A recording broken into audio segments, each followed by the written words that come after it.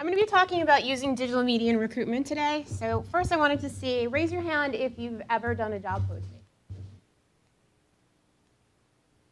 If you've done one, if you've posted a job. Raise your hand if you've ever placed a banner ad for recruitment. Raise your hand if you've ever done any email marketing for recruitment. Raise your hand if you've ever done any mobile marketing. You don't count. Okay. Well, I just wanted to see sort of some of what everybody in the audience has done. So digital media, what does it cover? It covers pretty much everything that's not going to be print, radio, television, broadcast, out of home. It covers everything from banner ads to email, to mobile advertising, to things like using RSS, video, blogs, online television. And then, of course, in this field, there's probably a new technique launched every day. So we try to keep up with that as well. And I'm going to be talking a lot more about some of it. Just to give you some background on what the major formats are. In digital media, banners, buttons, tiles, those are some of the baseline types of things that you can do. Those are generally graphic ads that are animated, although they can be static. You can also do sponsorships. They're usually like a logo and some text sometimes. There's rich media, which we're going to be talking a lot more about. And that's some really cool interactive advertising that tends to get people's attention and also help brand your company more.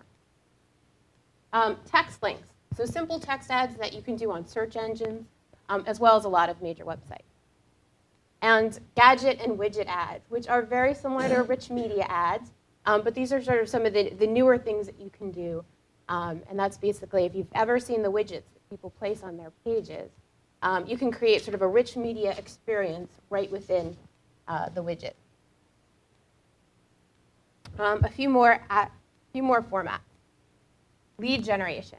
Some of you might have seen this type of advertising online where you see an ad and it asks you to input your information.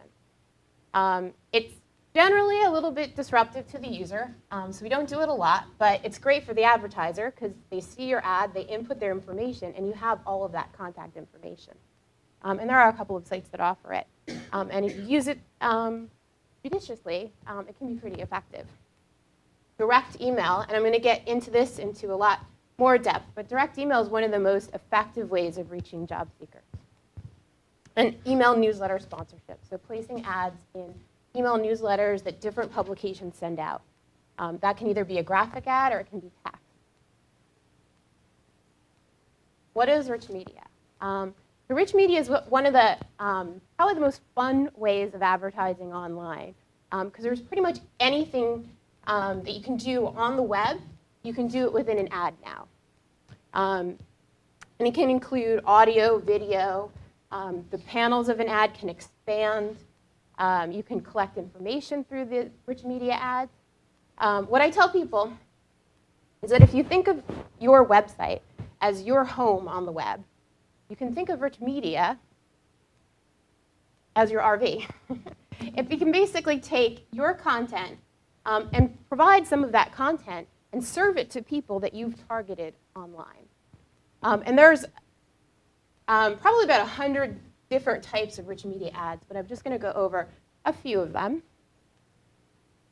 Gaming ads. What's great about gaming ads is that they are engaging. So people see the ads and they want to play them. This is a really simple game that we put together for IRS. It's called the perfect match because it works on their branding statement, which is basically about their benefits. So basically the game is to match their benefits with each other. It's just like a standard match game.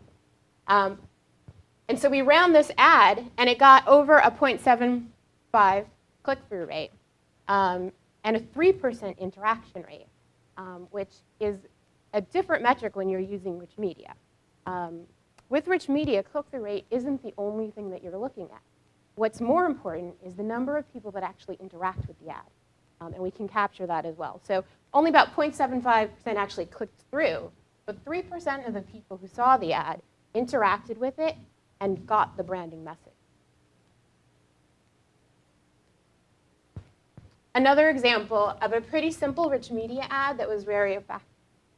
This was done for Lockheed Martin. It was done for an event, or for a series of events. It allowed you to, it had many functions. It allowed you to search their events. It also highlighted a specific event. But the really cool part about it was that you could submit your resume right from the banner ad. At the time, Lockheed had a parser on their resume, or their ATS system. So the resumes actually went straight from this banner through their email parser, and they went straight into the ATS. And so that worked out really well for them because they were able to serve this to engineers that were just browsing on Yahoo, who they were trying to recruit. And those people didn't have to take the time out of what they were doing at the time to go to Lockheed Martin's website. They could get most of the information right from the ad.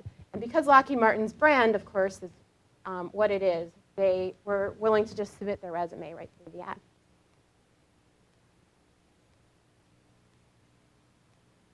Here's another example of rich media, also with a form of data collection.